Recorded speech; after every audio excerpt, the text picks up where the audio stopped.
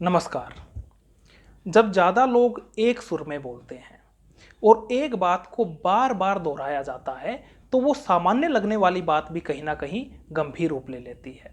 फिर उसी बात को तोड़ मरोड़ कर, दूसरे शब्दों में कहूँ तो मिर्च मसाला लगाकर कुछ इस तरह से प्रस्तुत किया जाता है कि सामान्य व्यक्ति का ध्यान डाइवर्ट हो जाए। जी हाँ, कुछ ऐसा ही हो रहा है आजकल सोशल मीडिया के अलग अलग प्लेटफॉर्म्स पर। कुछ लोग सोशल मीडिया का गलत प्रयोग करने में लगे हुए हैं। इन लोगों ने फेसबुक, ट्विटर, इंस्टाग्राम आदि साइट्स के ऊपर अपने अकाउंट बना रखे हैं और भड़काने वाली या झूठी खबरें पोस्ट करते रहते हैं और इनके फॉलोवर उन पोस्ट को और बढ़ा चढ़ाकर आम लोगों तक पहुंचाने का काम करते हैं। किसी पुरानी फोटो या वीडियो को कुछ इस तरह से प्रस्तुत किया जाता है जैसे वो हाल ही की कोई घटना हो। ये लोग फोटो या वीडियो को इतनी बारीकी से एडिट कर देते हैं कि हमारी आंखें धोखा खा जाती हैं और हम समझ नहीं पाते कि ये बात सच है कि झूठ है। आज चाहे टीवी का स्विच ऑन कर लो या मोबाइल का इंटरनेट, हर जगह तर्क वितर्क से भरी हुई बातें अनेकों मिलेंगी।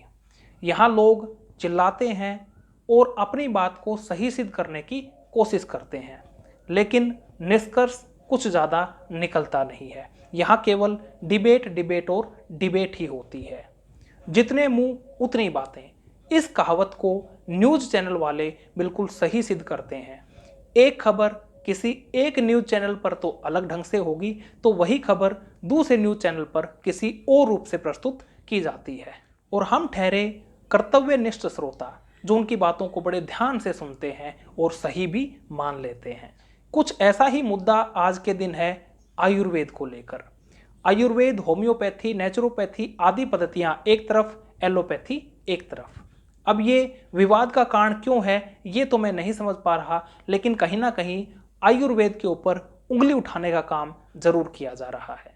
आयुर्वेद एक ऐसी पद्धति जो बड़ी प्राचीन भारतीय पद्धति है और हमारे ऋषि मुनियों की शोध के ऊपर आधारित पद्धति है, जिसमें कई साल लगे किसी चीज को समझने के लिए। जहां नब्ज पकड़ करके बीमारी की जड़ तक जाया जाता है, ऐसी पद्धति है आयुर्वेद। जहां इलाज धीरे धीरे होता है लेकिन बीमारी को जड़ से खत्म करने की क्षमता भी आयुर्वेद में होती है। आयुर्वेदिक दवाइयाँ महंगी भी नहीं आती और इनके साइड इफेक्ट होने के खतरे भी बहुत ही कम होते हैं।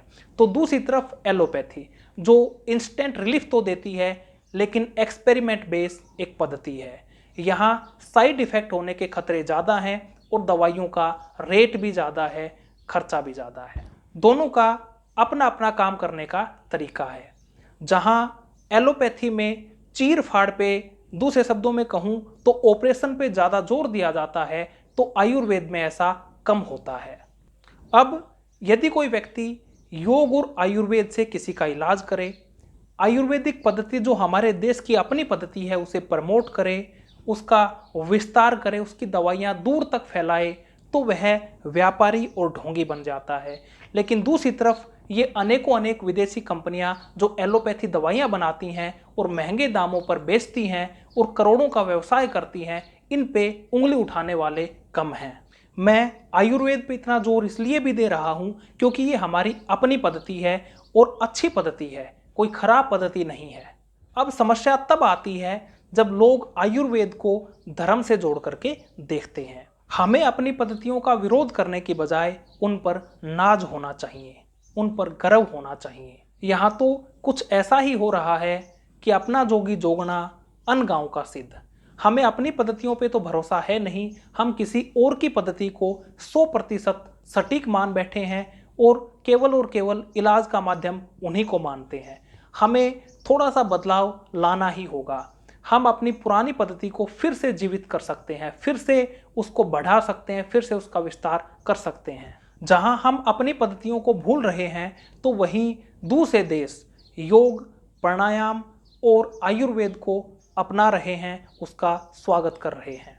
योग, प्राणायाम, आयुर्वेद ये एक ही चीज़ें हैं। जो योग को जानता है वो आयुर्वेद की अच्छी समझ रखता है। मैं ना तो एलोपैथी का घोर आलोचक हूँ और ना ही मुझे निजी रूप से एलोपैथी से कोई घृणा है। एलोपैथी में भी बड़े अच्छे डॉक्टर्स हैं और अच्छी दवाइयाँ उपलब्ध हैं जिनका प्रयोग करके अनेकों लोग स्वस्थ हो रहे हैं, ठीक हो रहे हैं।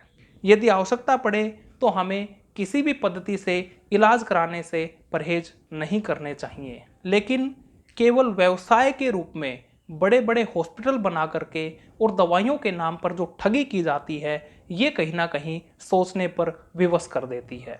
डॉक्टर भगवान का रूप होते हैं, इस बात को प्रत्येक पद्धति के डॉक्टर्स को समझना ही पड़ेगा, तभी अच्छा इलाज संभव है और तभी मानवता जीवित रह सकती है। चलो मिलते हैं एक नए विचार के साथ, तब तक नमस्कार, धन्यवाद।